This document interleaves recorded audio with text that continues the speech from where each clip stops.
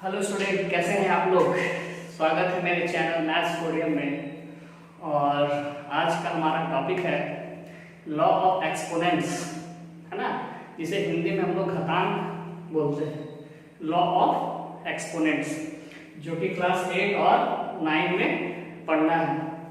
हम लोग इस क्लास में दोनों क्लास को कंबाइंड करके पढ़ेंगे, है ना। 8 का भी पोर्शन और 9 का भी पोर्शन बहुत ही इंपॉर्टेंट है, बहुत ही ज्यादा। आप लोग ध्यान से इस वीडियो को देखिए और हर एक चीज को समझिए। हम हर एक चीज को अच्छे से विथ एग्जांपल एक्सप्लेन करेंगे। और लॉ ऑफ एक्सपोनेंट आपको हमेशा ये मैथ में हेल्प करेगा आंसर को छोटा लाने में, सिंपल फॉर्म में लाने में आपको ये चैप्टर बहुत ही ज्यादा हेल्पफुल होगा। इसलिए ध्यान से देखिएगा इस वीडियो को, स्किप नहीं करिएगा, है ना। कंसंट्रेट रखिएगा इस वीडियो पे।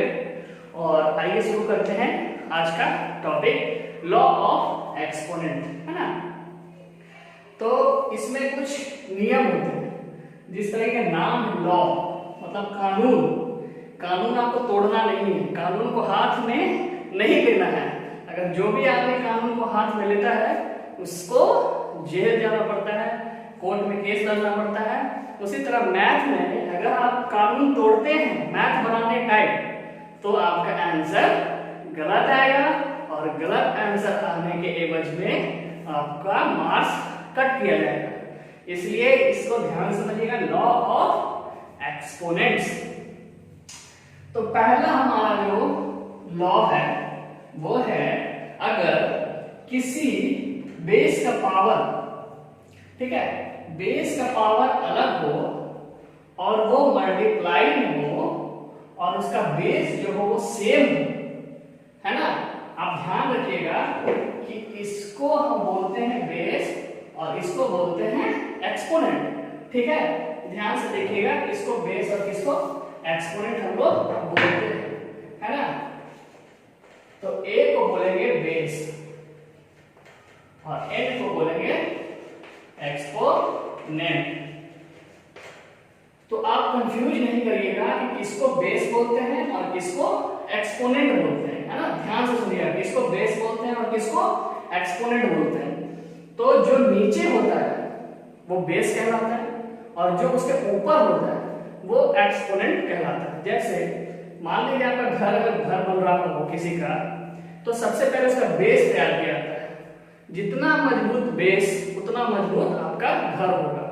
तो मैथ में जो बेस हो गया वो नीचे, बेस कहाँ रहता है, नीचे रहता है। हम लोग घर का बेस कहाँ बनाते हैं, नीचे बनाते हैं, ना कि ऊपर, है ना। हम लोग नीचे बेस बनाते हैं। तो मैथ में भी बेस हम लोग को नीचे को ही मानना है और ऊपर वाला को एक्सपोनेंट मानना है, ठीक है। क्लियर हो गया।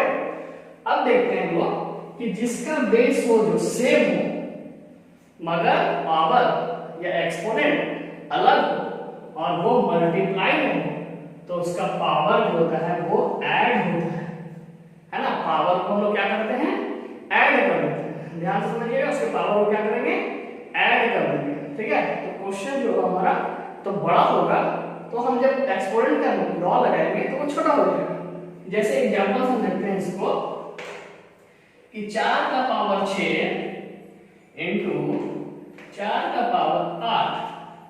अब इसको हमको सॉल्व करना है with the help of law of exponent, मतलब घातांक के नियम से इसको सॉल्व करना है। तो हम लोग लॉ को देखेंगे तो बेस देखिएगा, बेस जो है हमारा वो सेम है, तो पावर हमारा क्या होगा, ऐड होगा। क्यों? क्योंकि हम ये मल्टीप्लाई है, क्या है, ये मल्टीप्लाई है, इसलिए इसको लॉ बोलते हैं। लॉ में छेड़छाड़ नहीं करना है, ना हम छेड़छाड़ करेंगे ना आपको छेड़छाड़ करना है। कानून में कभी भी हस्तक्षेप नहीं करना है। जो कानून एक बार बन गया, संविधान जो बन गया वो बन गया, है ना। उसको हम लोग छेड़छाड़ नहीं कर सकते हैं, इंप्लीमेंट कर सकते हैं। तो आपके अगर पास बहुत ज्यादा नॉलेज है तो आप इंप्लीमेंट करिए, लेकिन अभी हम लोग नियम से चलेंगे।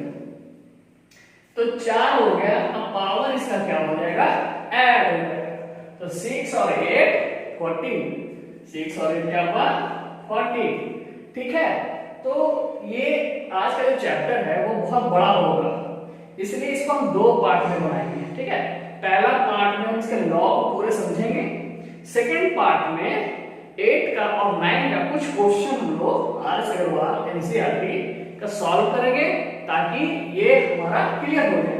क्योंकि एक ही क्लास में सारा टॉपिक बता दें तो फिर बहुत ज्यादा लेंथी हो जाएगा और आप वीडियो मेरा बड़ा हो जाएगा और आप बोर हो जाइए। तो हम लोग छोटा करते हैं, 2 पार्ट में कर देंगे। आज हम लोग लॉ क्लियर कर देंगे, नेक्स्ट वीडियो में हम लोग उससे एग्जाम्पल बना लेंगे, ठीक है। तो आपका कॉन्सेप्ट क्लियर हो जाएगा, ठीक है। समझ में है? मल्टीप्लाई में है तो पावर ऐड कर दिए। क्यों ऐड कर दिए? कोई पूछे व्हाई, तो बोलिएगा this is a law of exponent.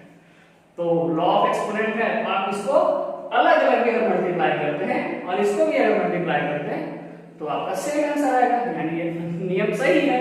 अगर 4 का पावर 6 को अलग मल्टीप्लाई किया जाए, 4 के पावर 8 अलग मल्टीप्लाई किया जाए, फिर दोनों मल्टीप्लिकेशन को फिर आपस में मल्टीप्लाई कर दिया जाए और उसी तरह 4 का पावर 14 बार मल्टीप्लाई किया जाए तो LHS और RHS आपका इक्वल आएगा।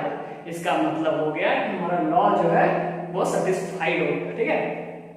दूसरा जो हमारा एग्जांपल है इसको समझेंगे। अगर किसी भी बेस पे पावर हो और पावर पे पावर हो जाए, है ना, जैसे ग्राउंड फ्लोर बना, एक फ्लोर और बना, उसके ऊपर एक और फ्लोर बना दिया। उसी तरह मैथ में बेस है, उसके ऊपर एक्सपोनेंट है, फिर उसके ऊपर भी एक्सपोनेंट है, तो वो दोनों एक्सपोनेंट आपस में गुना हो जाएगा, मल्टीप्लाई हो जाएगा, ठीक है। दोनों एक्सपोनेंट आपस में मल्टीप्लाई हो जाएगा। जैसे देखते हैं, अगर लिखते हैं 5 का पावर 2 और इसका भी पावर 3, समझिएगा, बेस का पावर, पावर का पावर, बेस का पावर और पावर का भी पावर, तो पावर और पावर मिलकर आपका पावर क्या हो जाएगा, बढ़ जाएगा। मतलब आप उसको मल्टीप्लाई कर देना है, किसको, पावर। तो आप इसको लिख सकते हैं 2 3 जा 6, है ना। ध्यान से देखिएगा, पावर का पावर क्या हो गया, आपस में मल्टीप्लाई हो गया। इससे क्या होगा, आपका टाइम सेविंग होगा और आंसर भी सिंपल फॉर्म में आएगा, है ना। आपको बनाने में भी आसानी होगा, समझने में भी आसानी होगा।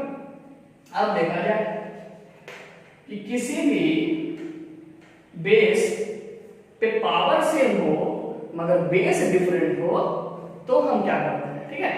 बेस डिफरेंट हो मगर पावर सेम हो तो सेम पावर जो है वो दोनों बेस पे मल्टीप्लाई हो जाएगा, ठीक है। उस पे पावर में आ जाएगा। वो कैसे कि अगर हम लिखते हैं 4 into 5 का पावर 3, ठीक है, 4 into 5 का पावर 3। इसका मतलब हुआ कि 4 का पावर भी 3 है, 5 का भी पावर 3 है, यानी दोनों का पावर सेम है, तो यानी ये पावर दोनों पे इंडिविजुअल आ जाएगा। जैसे 4 का पावर 3 into 5 का पावर 3, है ना, क्योंकि पावर सेम था इसलिए इंडिविजुअल दोनों पे आ गया, 4 पे भी आ गया और 5 पे भी आ गया। अब उसी तरह आप देखिएगा किसी भी बेस पे अगर पावर निगेटिव हो, ठीक है, निगेटिव इंटीजर हो तो वो जो होता है वो उल्टा हो जाता है। दैट मीन्स डिनोमिनेटर न्यूमरेटर बन जाता है और न्यूमरेटर डिनोमिनेटर बन जाता है, ठीक है। जैसे हम लिखते हैं 4 का पावर -2, 4 का पावर -2, नीचे कुछ नहीं है तो 1 छुपा हुआ है, नीचे कुछ नहीं है तो नीचे 1 छुपा हुआ है, ठीक है। अब पावर है तो हम क्या बोले, ये ऊपर वाला नीचे और नीचे वाला ऊपर, ठीक है। और जो माइनस पावर होता है वो ऑटोमेटिक प्लस रहता है, यानी 1/4 का पावर 2, ठीक है।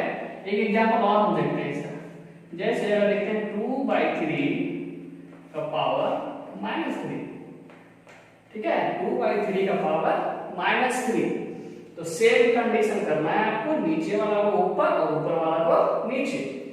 3/2 और जो माइनस पावर है वो ऑटोमेटिक प्लस हो जाएगा, जो -3 था वो +3 बन गया, ठीक है। फिर अगला जो मेरा है कि अगर बेस सेम हो और वो डिवाइड में हो तो उसका पावर सब्ट्रैक्ट करते हैं, मल्टीप्लाई में ऐड करते हैं और डिवाइड में सब्ट्रैक्ट करते हैं। जैसे 6 का पावर 4 डिवाइडेड बाई 6 का पावर 2। अब देखते हैं कि बेस सेम है, ये डिवाइड में है, तो पावर ऑटोमेटिक घट जाएगा। 4 में से 2 गया तो 2, है ना। बहुत आपको हेल्पफुल होगा ये फॉर्मूला, और खासकर ये फॉर्मूला, है ना। मल्टीप्लाई वाला डिवाइड वाला फॉर्मूला आपको बहुत इंपॉर्टेंट है और बहुत आपको हेल्प करेगा। उसके बाद क्या है कि यदि बेस डिफरेंट हो और पावर सेम हो तो हम बेस को आपस में मल्टीप्लाई कर सकते हैं और पावर पे अलग रख सकते हैं। मतलब पावर दोनों को मल्टीप्लाई बेस को कर देंगे और उस पे पावर हम दे देंगे। हम कह सकते हैं कि जस्ट फॉर्मूला 3 का उल्टा है 6। जैसे लिखते हैं 6 का पावर 3 इंटू 7 का पावर 3, ठीक है। बेस यहाँ डिफरेंट है, पावर सेम है, तो हम बेस को मल्टीप्लाई कर सकते हैं, यानी 6 7 जा 42 और इस पे पावर हम दे सकते हैं 3। पहले मल्टीप्लाई कर लिए तो पावर दे दिए, कोई दिक्कत नहीं आएगा, ठीक है। उसके बाद आपको देखना है कि यदि डिवाइड में हो, इसका हम लोग मल्टीप्लाई पढ़े अब डिवाइड पढ़ेंगे।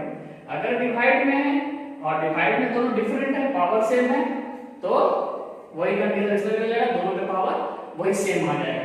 जैसे अगर लिखते हैं 6/7 का पावर 4, तो हम इसको लिख सकते हैं 6 का पावर 4 और 7 का पावर 4, है ना। दोनों के पावर हम लोग अलग अलग कर देंगे।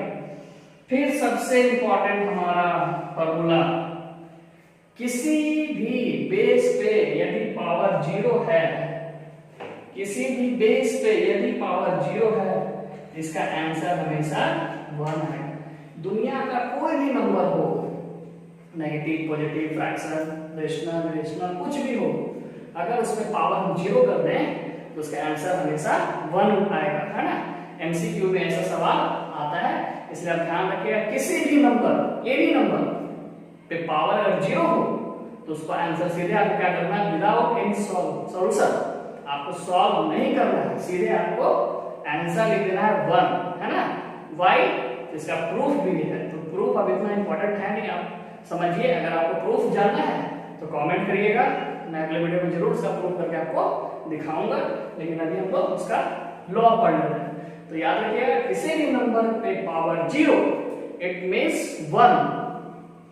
एग्जांपल 7 का पावर 0 मतलब 1, 8 का पावर 0 मतलब 1, -6/3 का पावर 0 मतलब 1, 1/2 का पावर 0 मतलब 1।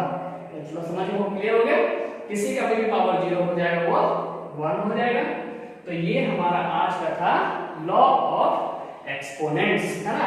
अब बढ़िया से इसको देख के आप समझ सकते हैं, इसके हेल्प से आप कोई भी क्वेश्चन 8 और 9 का सॉल्व कर सकते हैं, जो चैप्टर से रिलेटेड होगा, है ना।